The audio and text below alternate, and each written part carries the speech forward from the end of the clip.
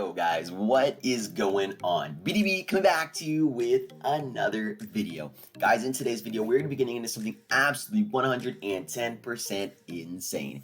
What we're going to be getting into today, guys, is the top 10 power forwards in the game objectively, in my opinion. I know a lot of you will obviously have different characters, different NBA players cards in different spots. Maybe you have one that I didn't mention. So guys, just let me know down in the comments below. But let's get right into this really fast here. So guys, in at that number 10 position, man, I can't wait to show you this, is going to be the AK, or I'm sorry, not what in the world, Andre. Let's see if I can find him real quick here. Not out of position because he's a point guard. But if I can scroll down here. Okay, so Andre Kirilenko, guys, Galaxy Opal. Now, I know what you're probably thinking. He's kind of outdated maybe, but the thing is about Andre Kirilenko, guys, is his wingspan is 7'4", he's 6'9". Great at the small forward / power forward position. He's fantastic. Hot zones forever. 32 Hall of Fame badges. Yeah, he's a little bit outdated, but on the defensive end, he really gets it done, guys. And that's what I really love about this AK. Every single badge in the game on the defensive end, except with the exception of Worm, you can always equip that on him. Get these badges on Hall of Fame if you need to. But guys, I really just love his animations, his defensive stance. It kind of reminds me of like a Kawhi Leonard type. I know Kawhi Leonard has his own stance, but the fact is AK-47 is still a fantastic card, and he's probably a good budget card for anybody that wants to run him. He's probably going for around maybe 15K. So yeah, guys, go pick him up, try him out if you haven't already. Fantastic defensive card. Then we're going to move on to the 9 spot. Now, I was really contemplating this, guys, but I'm going to go ahead and choose one of my favorite cards in the game. Really, really slept on card, and that is going to be Dennis Rodman Invincible card. Now, guys, I know he's a bit undersized, so play him at that 3 spot, but if you match Dennis Rodman with AK-47, man, they are a freaking lethal combo. I love Dennis Rodman, guys. I love his animations as well as his defensive end as well, man. His shooting ability, his release is a little bit compromised, but he can also hit, man. He's got a 97 three-point shot. Hot zones from everywhere. The dude has 67 Hall of Fame badges. The dude is fantastic. What can I say? Every single defensive badge on Hall of Fame, every single playmaking badge, every single finishing badge, except for the teardropper, which we needs that, and almost every single entire shooting badge. Now, if you're on next gen, probably skip the shooter, but it is what it is, man. 99 on literally every stat. I mean, the dude is fantastic. And again, he has a 6'10 wingspan, so it's not the worst. It could be better, but no, I really like Dennis Rodman in terms of the defensive end, just like AK-47. We're going to move on to the 8 spot, guys, and that is going to be probably one of the best budget cards in the game, and that is going to be Mr. Boris Diaw. Guys, Boris Diaw, Dark Matter, is fantastic as well. The reason why I have Boris Diaw in here, guys, is because I love his release. He's quick. He can curry slide. Obviously, he does have a slight edge, in my opinion, because he can play that point guard position, power forward / point guard, which is actually pretty cool. He's 6'8", wingspan is 7 foot. Hot zones from everywhere, man. I do like this card. Now, obviously, every single defensive edge in the game as well. So he's basically like a Dennis Rodman upgraded to a point guard position. Literally almost 99 on every stat. Literally almost a secret invincible card. It doesn't matter. I mean, you might as well just say he has 99 on every stat. Yeah, like I said, it really doesn't matter. A standing dunk is subpar. It could be better, but at the same time, it doesn't really matter. He's got every defensive badge, every playmaking badge, every shooting badge, every finishing badge. Like, the dude is fantastic, guys, and I would recommend him probably at the point guard position instead, but he does play that power forward position. You can play him there, although I would play him at the point guard. He's still a fantastic power forward. Now we move on to the number 7 spot, which is going to be Mr. Karl Malone, man. I don't know why I love this card so much, but he is fantastic. Now, guys, he's different from guys like Bol Bol or like Manute Bol or Jonathan Isaac or even Danny Ferry for that matter. This dude has a big body, and what I mean by that is, like I said about Shaq and maybe Eddie Curry, is that people can't really glitch around them. As you see when you're playing offense or defense, the opposing player uses the worm magic, kind of swims around the player, or it's kind of like a glitchy animation where they just hop over the player and get the rebound. I hate those kind of animations.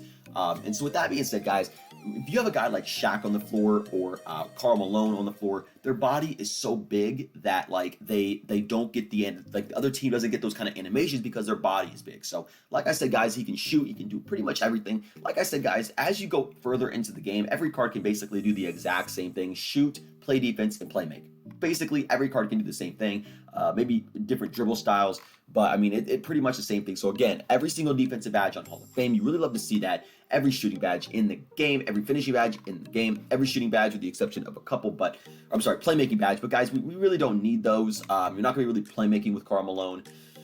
Basically 99 on every stat. So guys, this dude is probably going for around 10K. Please go try to pick him up. Again, big body, just a basically downgraded, like probably 65% of Shaquille O'Neal, but Karl Malone can get the job done left and right, up and down, man.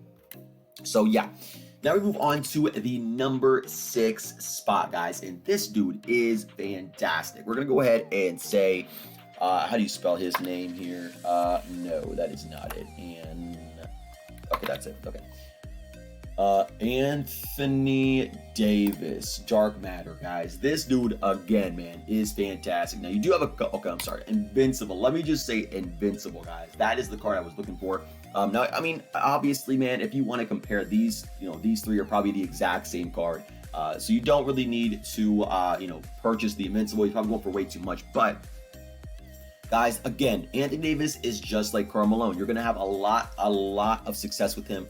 I mean, I would prefer AD over Karl Malone. That's why I have him higher. But AD is a type of card, type of player that does have a 7'5" wingspan. Hodgins from everywhere, man. He can shoot the ball lights out, just like Karl Malone and the others. But the thing that separates him is his wingspan, man. I always preach, guys, use tall players with a giant wingspan rather than short players. I mean, you could use Karl Malone over him, which, I mean, he's probably a lot cheaper. But AD is a fantastic card, man. I would play him at the 4 spot. Reason being is, yes, he can play the 4. He's got every single defensive badge on the Hall of Fame, 99 on everything, every single stat, every playmaking badge, every shooting badge, every finishing badge. The dude is fantastic. I would play him at the 4 spot and maybe get a taller player to play the center. But again, you're not going to go wrong with any of these cards, guys. Like I said, it's all really opinion-based because every card can do the same thing. So AD is coming in at that number. What was it? 6? Yes. All right, guys. The next card that I'm going to be putting in really separates himself because of his release. I like his release. It's very, very, very hard to block, even in real life and in the game. And that is going to be Dirk Nowitzki. Invincible. I'm sorry. Here we go. So Dirk Nowitzki, I've used his Galaxy Opals. I have not used his Invincible, but his Galaxy Opals were freaking fantastic. Now, obviously, guys, the reason why I love Dirk is, number one, I put him at the center. 7 foot with a 7'3" wingspan. His release is so good. I don't know what it is.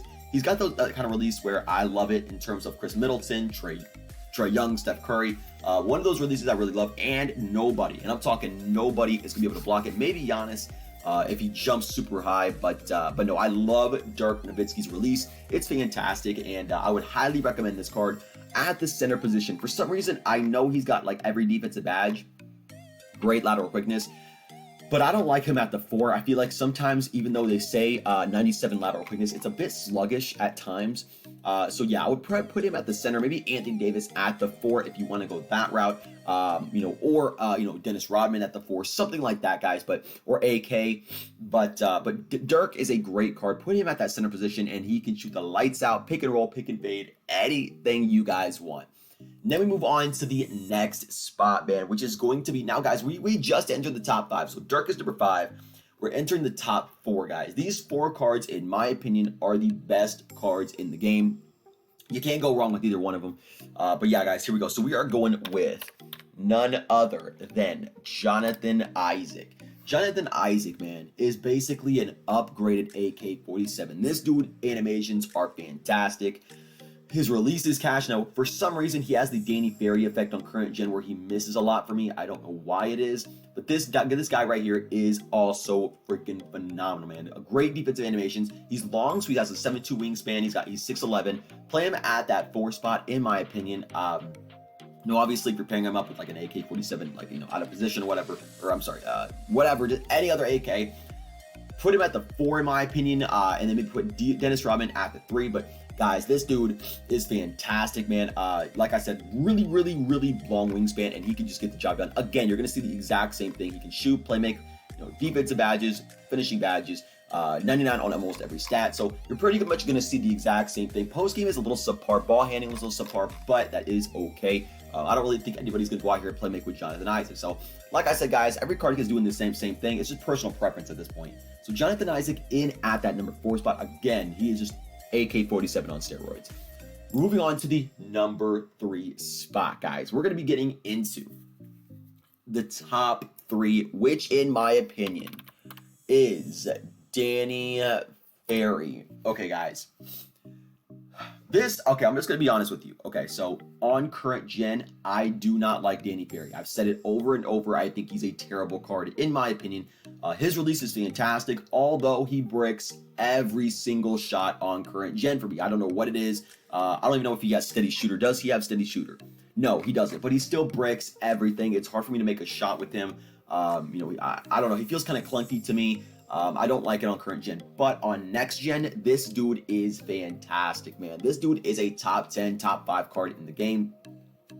He's 6'10 with a 7'5 wingspan. What can you do with that, man? Like, this dude is fantastic. So, like I said, man, I would highly recommend him if you guys are on next gen. If you guys are on current gen, I mean, yes, he's still a fantastic card, but in my opinion, I would not pick him up. Yeah, he's going for probably around, like, what, 10K? So he's a great budget baller. Probably the best budget card in the game, if I'm being honest. Maybe next to Boris Diaw. But, guys, if you want to pick him up, go right ahead. Like I said, he's at that number 3 because of current gen. He's not that good on next gen. He's on here because of next gen, not current gen. But like I said, guys, number 3 is Danny Ferry. Now we have the number 2 spot, guys. This is coming down to the wire. I had to think about it, but in the end, it was a no-brainer, man. Once I really thought about it, it was a no-brainer. Number 2 is going to be Giannis Antetokounmpo, man. This guy is fantastic. I love Giannis Antetokounmpo. Fantastic card, man. Again, literally every single badge in the game, every stat on 99. But that's not what I'm looking at, guys. What I'm looking at when I look at these cards, man, because every card is going to have all of that, whatever. What I'm looking at is their defense, because, guys, they can play offense lights out. The release is fine. But can they play defense and get in lanes? Yes, Giannis is that type of card to where he is going to get in lanes fantastically. He's going to do it, like, really good. Okay, so would I prefer an AK over him? No. Would I prefer a Dennis Rodman over him? No. Would I prefer a Danny Ferry over him? No. So, guys, for some reason, man, even though Danny Ferry has a 7'5 wingspan, longer than Giannis, Giannis just plays better, man. And plus, his animations are just separate from everybody. Guys, if you go into Play Now Online, Giannis has the best animations in terms of Play Now Online, okay? And so my team is the exact same way. In my opinion, I think Giannis has the best animations in the game, right next there to Russell Westbrook and LeBron. And so right there, guys, at number 2 is Giannis Antetokounmpo, man. If you can afford him, go pick him up. He's fantastic. I do believe he was in the Triple Threat online boards for a while.